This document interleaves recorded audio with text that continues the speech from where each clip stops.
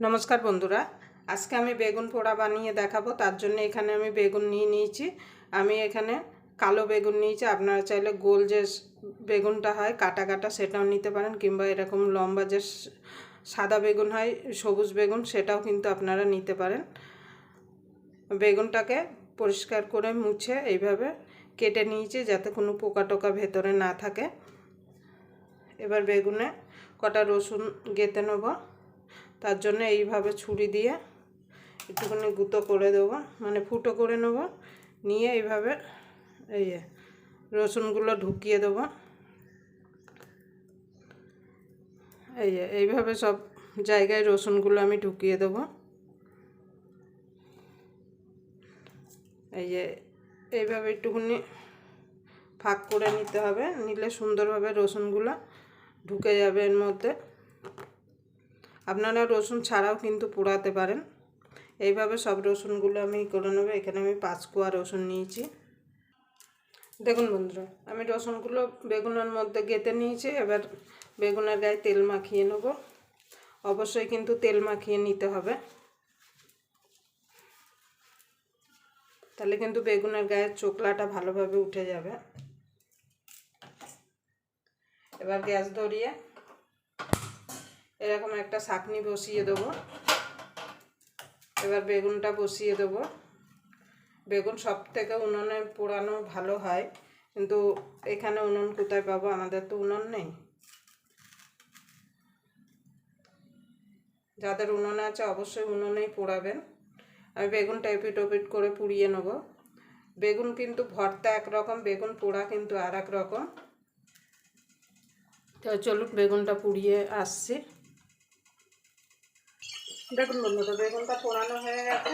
দেখুন এবার এটাকে একটু ঠান্ডা হলে তারপর পরিষ্কার করে বেছে নেব। ঠান্ডা হওয়ার পর্যন্ত অপেক্ষা করব। দেখুন বন্ধুরা বেগুনটা ঠান্ডা হয়ে গেছে। আমি বাটিতে জল নিয়েছি। এইভাবে বেগুনটাকে আমি বেছে নেব। আপনাদের যদি ভিডিওটা দেখে যদি ভালো লাগে তাহলে অবশ্যই একটা লাইক করে দেবেন, আর চ্যানেলটা অবশ্যই সাবস্ক্রাইব করে নেবেন, আর পাশে বেল আইকনটা অবশ্যই বাজিয়ে দেবেন আমি যখন কোনো নিত্য নতুন রেসিপি আপলোড করব সবার আগে পাওয়ার জন্য। তাই চলুন বেগুনটা পরিষ্কার করে বেছে নিয়ে আসি। দেখুন বন্ধু বেগুনটা বেছে বোটা টোটা পরিষ্কার করে নিয়ে চলে এসেছি। এখানে আমি 3-4টে শুকনো লঙ্কা ভেজে গুঁড়িয়ে নিয়েছি। আমি এখানে টমেটো দিলাম না, আপনারা চাইলে টমেটো দিতে পারেন। এবার ভালো করে মেখে নেব।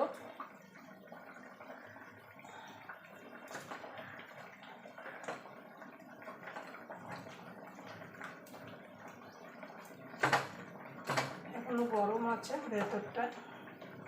রসুনগুলো এইভাবে ভেঙে নিতে হবে। দেখুন রসুনগুলো কত সুন্দর সিদ্ধ হয়ে গেছে।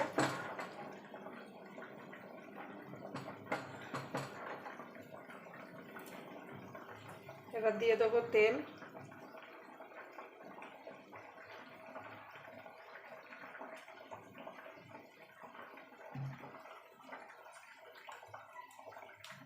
স্বাদ মতো নুন। আমি এখানে শুকনো লঙ্কা দিয়ে মাখছি, আপনারা চাইলে কাঁচা লঙ্কা দিয়েও মেখে নিতে পারেন। দিয়ে দেবো পেঁয়াজ কুচানো,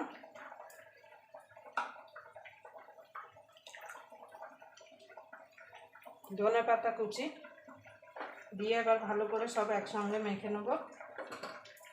তাহলেই আমাদের বেগুন পোড়া রেডি হয়ে যাবে।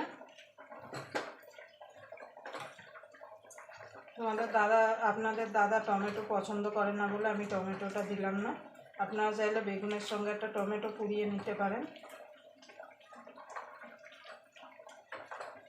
এইরকম বেগুন পোড়া আর গরম গরম ভাত হলে কিন্তু আর কিছু লাগবে না।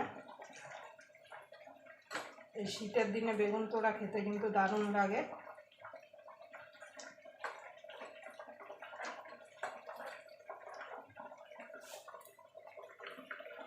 দেখুন বন্ধুরা বেগুন পোড়াটা মাখা হয়ে গেছে।